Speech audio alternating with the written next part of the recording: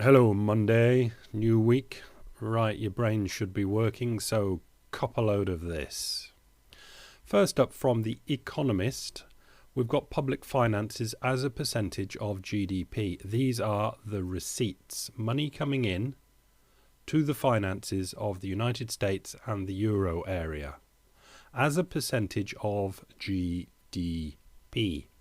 In the United States, going back to 1994, it's basically been around 35%.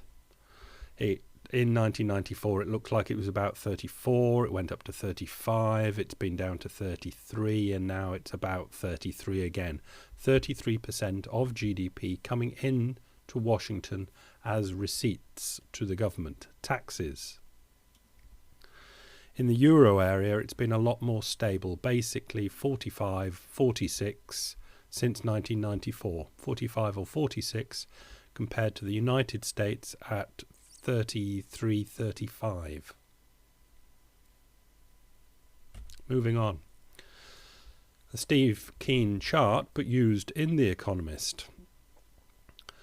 United States debt to GDP ratios. We'll do the blue one first, which is the government debt, the public debt. Second World War, at its height in this chart, 125% of GDP, and it came down slowly from the end of the war, started straight off, coming down, and basically got down to wrapping itself around 60% until this Great Recession started and the government spent big to balance out the red line, which was the private debt, which was coming down. And as you can see, the red line in the private debt, as soon as the Second World War started, the private debt started stonking on. Started down at 50, got itself up to 300 and has been coming down for the last few years. And pro rata, the government has gone up to stop there being an enormous depression. All right, keeping up? It's gone to Kyle Bass and Heyman Capital latest note. United States increase in real GDP per dollar of incremental debt. In other words, the amount of money that the government takes on in debt, how much GDP bang for your buck do you get? Increase in government debt, how much GDP increase do we get? 1947 to 52, lots and lots, 4.61.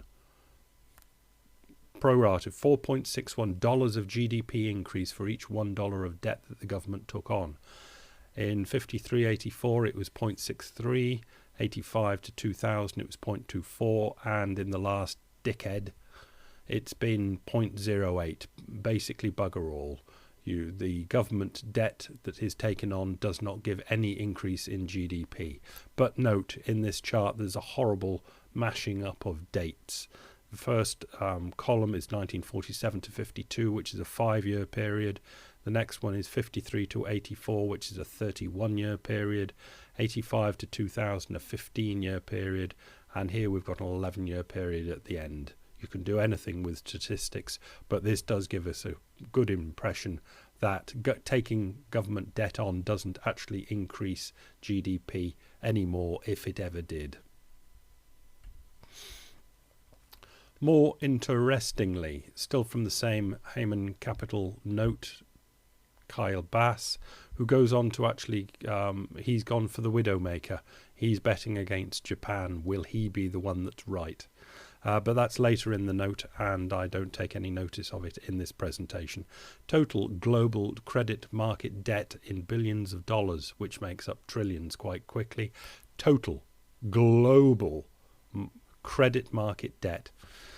In blue is public debt securities, government bonds, public debt securities, government bonds in blue. Going from whatever it was, about 20 trillion up to about 40, 45 trillion, something like that. And I've noted there it's an increase of $70 trillion worth of government bonds have been issued from, that's an increase, 70 trillion up from in the last 10 years. $70 trillion. Private debt securities, I've worked out that the up over the last decade has been $40 trillion. And not surprisingly, bank assets have gone up by the sum of those two numbers, up $110 trillion. That's the asset side of the bank's balance sheet. Now, I'm not saying that all the government securities and private securities are resting on the bank's asset balance sheets, asset side of the bank's balance sheets, but an awful lot obviously is. Total assets of global central banks, again going back those 10 years, it's gone from $3 trillion to $13 trillion, an increase of $10 trillion. But note, that's a huge increase.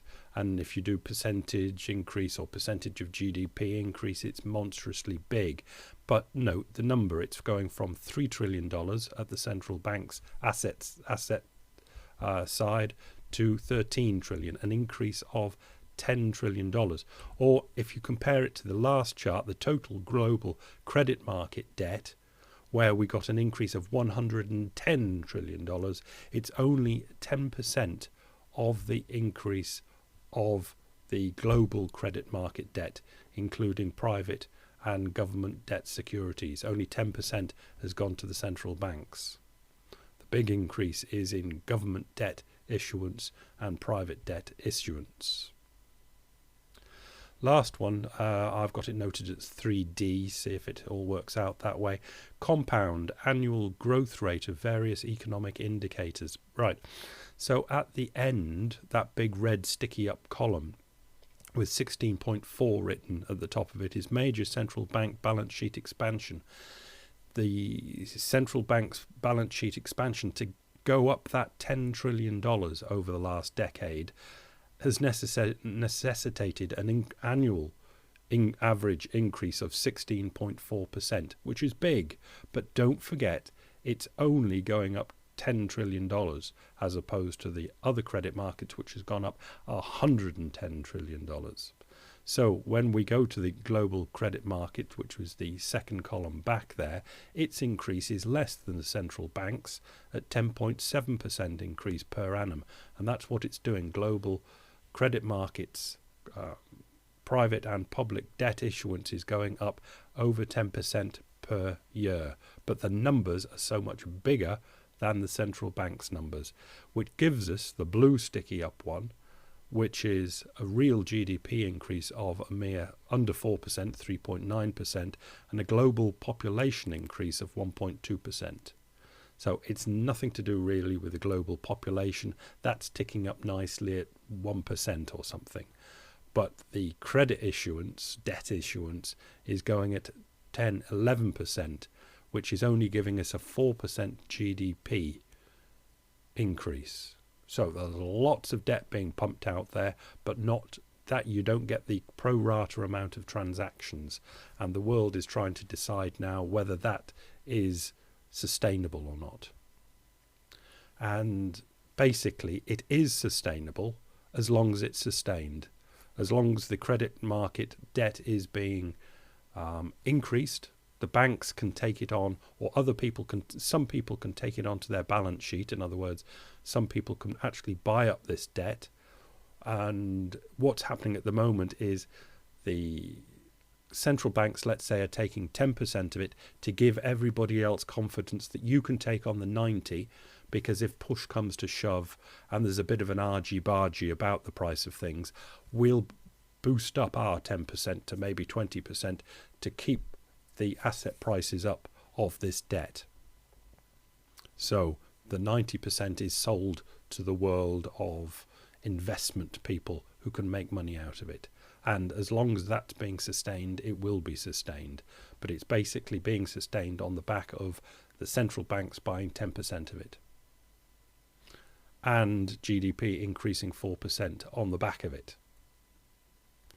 If GDP goes negative, and the central banks are seen then to be buying more, the 90% buyers, let's say, will not have nearly as much confidence to buy that great bulk of the paper and try and make money from it. They will run away from it.